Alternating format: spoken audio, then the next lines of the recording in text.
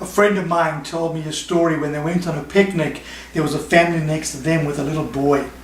And the little boy said to his dad, "Dad, are you going to die?" "Yeah, well, not for a long time. One day when I'm old, I'm going to die."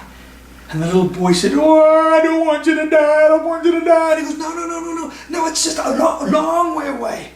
And the little boy said, "Well, what about Mom? Is Mom going to die?" "Yeah, but not only when she's old. It's a long..." "Oh, I don't want Mom to die. I don't want her to die." And he goes, "Oh, no, it's a long way away." And then the little boy stopped and he said, "What about me? Am I going to die?" And both the mom and dad said, "No, no, no, no, no. You're not going to die." And you know, the things we say to appease our children, or because we don't know how to answer them. But the truth of the matter is, one day we are all going to die.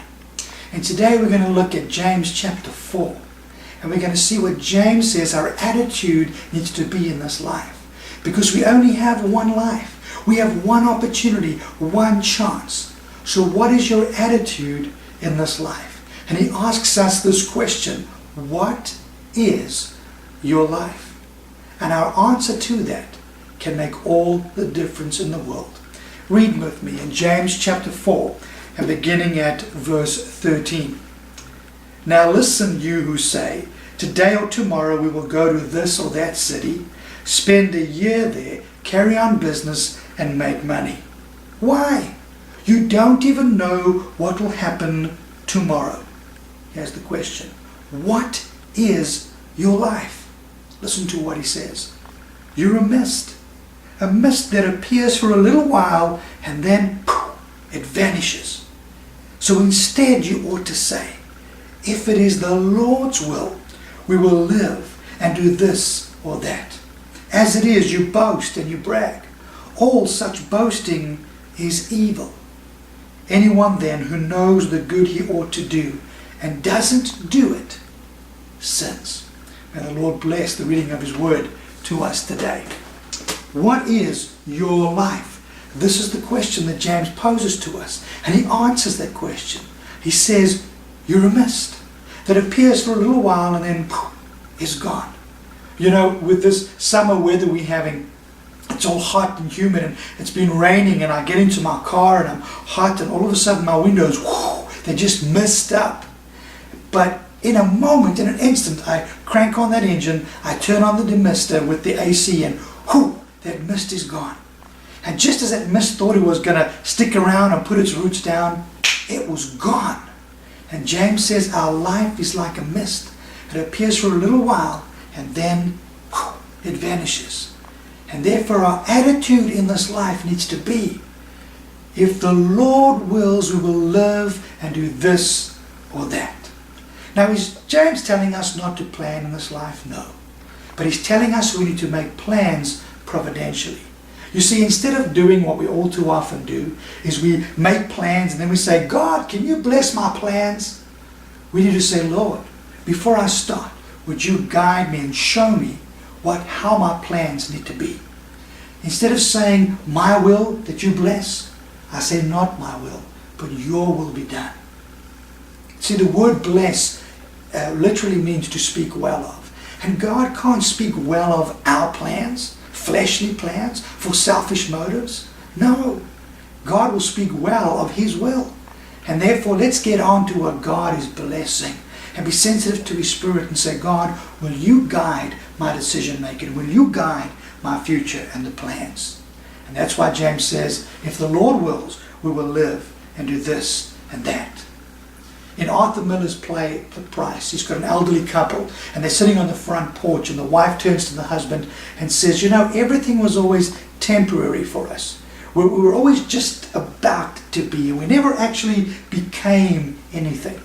And too often in life, not even as retired people or senior adults, as younger people, we can look at our lives and say, is this what it's meant to be? Is this all it is? Did we make a wrong turn somewhere, a wrong decision? Did we fail to take the risk when we were supposed to? And we look and say, is this what it is? All there is to it, God? Instead, James says, we say, "Lord, what is your will?" And we will do it. The bottom line is what James is saying to us is your life pleasing to God? So as he goes through this, he gives us 3 sins, and we're going to look at them, that we need to avoid in our attitude, because attitude makes all the difference in the world, in our attitude towards life. The very first sin is the sin of presumption. Have a look in this first passage here. The sin of presumption, we see a merchant, and he presumes that he's going to go to another city, he's going to spend a year there, and he's going to make money. The sin of presumption, thinking that he's in control, where James says in actual fact you are in control of very little. In just an instant your whole life can turn around like that. You're not in control.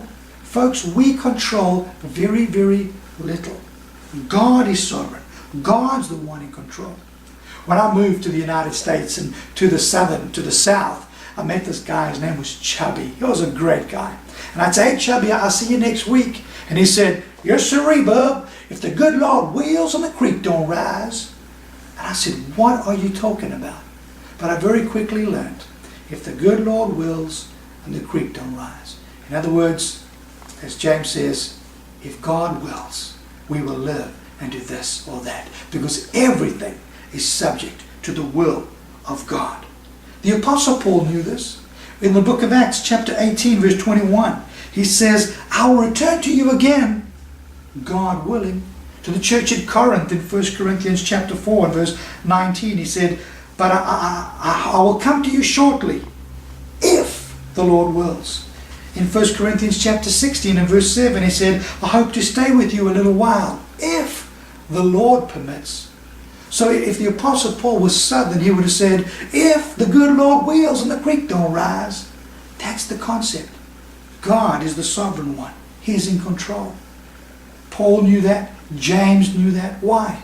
Because they knew the scriptures.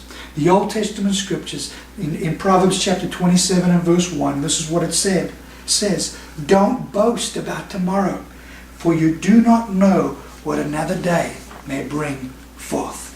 So the first sin, James says, avoid, is presuming. The second sin is boasting. In chapter 4 and verse 16, look at what it says. "As it is, you boast and you brag. All such boasting is evil." In other words, all such boasting mocks God, mocks the Creator, mocks the Sovereign One. Don't boast about it. You don't know. Don't brag about it. You're not in control. You're in control of very little. As ridiculous as it sounds, have you ever flown on an airliner? And could you imagine if you were sitting in your seat and the flight attendant comes out to you and says, "Please buckle up, we're about to go through some turbulence," or we're heading through some turbulence. And you go, "Oh, forget about that," and you don't buckle up, and you get out to your seat and you push the flight attendant aside, and you go to the cockpit, and you open the door and you say to the captain, "Please step aside, let me show you how to fly through these turbulent skies." As ridiculous as that sounds, that we would never dream of doing something that ludicrous. Why do we find ourselves doing that with God? With not the captain of the plane, but the captain of our souls. Why do we do that? "Oh, I can just guide myself through these turbulent waters," or turbulent whatever it is, my struggles in this life. Myself. We can't do it. God is in control. James says, don't boast, don't brag. He uses the word there, alazonia. That's the Greek word. The root ale literally means to roam or to wander, this boasting. Roaming and wandering. It's kind of it comes that picture of the old cowboy movies where you see this guy with his little wagon and it's closed up and he's got a dirty old suit and a top hat and he pretends to be a medicine man, and he's usually got a monkey or a chimpanzee or some funny looking sidekick, and he comes out there and he dusts off this medicine chest, and it's actually just colored water, but he presents it as this medicine that's going to change your whole world and rejuvenate your whole life, and everyone goes, "Wow, this is fantastic." But it's a lie. It's deception. It doesn't work. That's the root word that James uses there. The boasting and the bragging over absolutely nothing. It's meaningless. It's empty. Don't do that, he says. He says all such boasting is evil. Some translations say from the evil one. Who's that? That's Satan himself.